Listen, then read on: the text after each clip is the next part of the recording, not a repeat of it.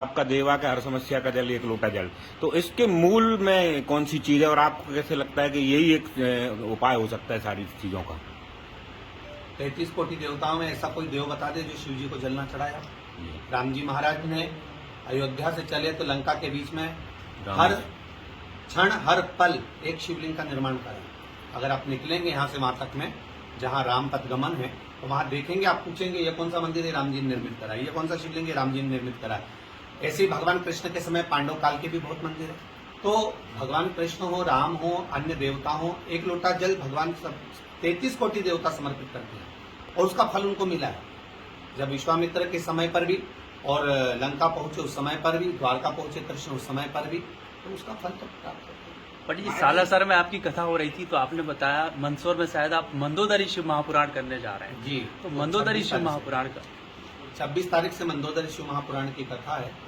एक नारी के जीवन में वैवाहिक बचपन से लेकर वैवाहिकता का और वैवाहिक के बाद में जब उसका पति चले जाता है तो उसका जीवन कैसा रहता है, ये मंदोदरी की कथा के आगे किसी की कथा नहीं मिल सकती। इसलिए उस कथा का क्रम मंदोदरी रखा है। मंदसौर रावण की ससुराल भी है, लंकाधिपति की, इसलिए मंदोदरी वहां की बेटी है तो वहां ये संवाद रखा है। ये राष्ट्रीय स्वयंसेवक संघ की कथा है, RSS की।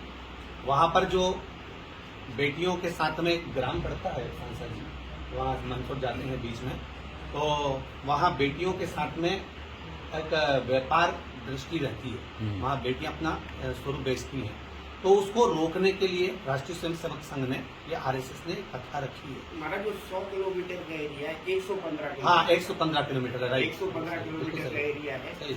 और बिल्कुल शोरूम जैसे बने हुए हाँ, बस वही। तो उसको कम करने के लिए और उसको समाप्त करने के लिए ये RSS ने। अच्छा महाराज, लगातार पिछले 2-3 साल से आपकी कथाएं सोशल मीडिया पर बहुत ज्यादा प्रचारित हैं। इस बीच आपके द्वारा जो उपाय बताए जा रहे हैं, जिन लोग कुछ टोटका भी कहते हैं, ये पूरी तरह से शास्त्रोक्त है या इनमें भी कोई गुंजाइश है? अभी हमारे जितने पुराण हैं, सारे वेद हैं, शास्त्र हैं, आप किसी को भी निकालेंगे। जैसे देवऋषि नारद को दक्ष प्रजापति का श्राप लग गया कि तुमको ये काया रोग हो गया है और तुम्हारी काया गल चुकी है, समाप्त हो रही है। जब काया गिरने लगी तो देवऋषि नारद भी तो गुरु की शरण में गए और गुरु जी से पूछा कोई उपाय बताएं मेरी इस काया को सही करने के लिए। अब उस उपाय को लोग टोटका कहते तो अच्छी बात है, ना कहे तो अच्छी बात है, तो इसका कोई उपाय तो बताएं।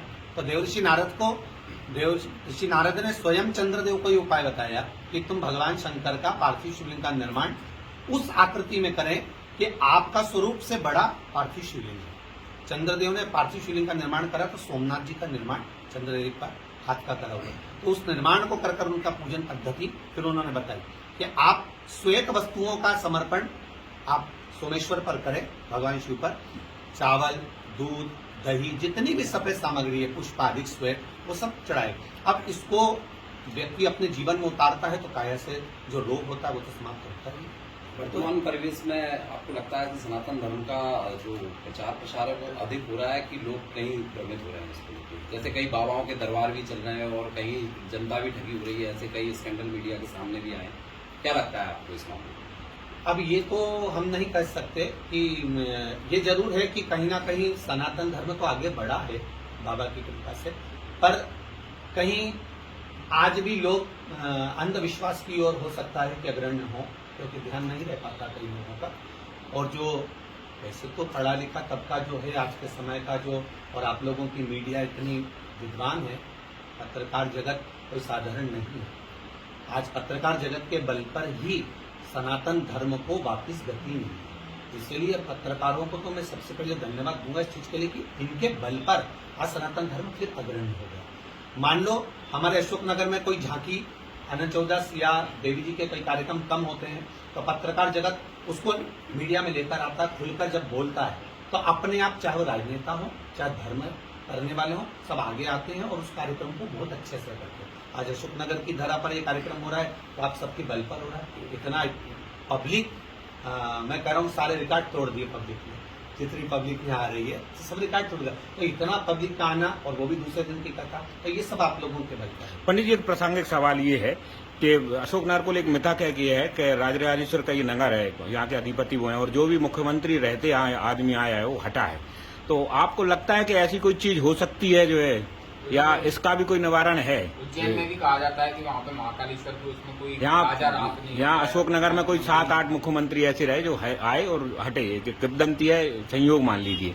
तो ये माना जाता है कि राजराजेश्वर की वजह से होता है। राजराजेश्वर की वजह से नहीं होता, जी। ऐसा नहीं है कि हम भगवान पर कोई ब्लेम थोपें, क्योंकि ये राजराजेश्वर का ही तो कृपा है जो यहाँ मुख्यमंत्री जल्दी बन जाते हैं। जी ये उन्हीं की तो कृपा है तो यहाँ पर जल्दी मुख्यमंत्री का पद मिल जाता है, नहीं तो लोगों को कितना समय लगता है। तो ये राजराजेश्वर तो कुछ चाहता है कि यहाँ का मुख्यमंत्री रहे, ऐसा नहीं है कि नहीं चाहते, पर कहीं हो सकता है हमसे जब हम अच्छे पद पर पहुंच जाते हो जो हमसे गलती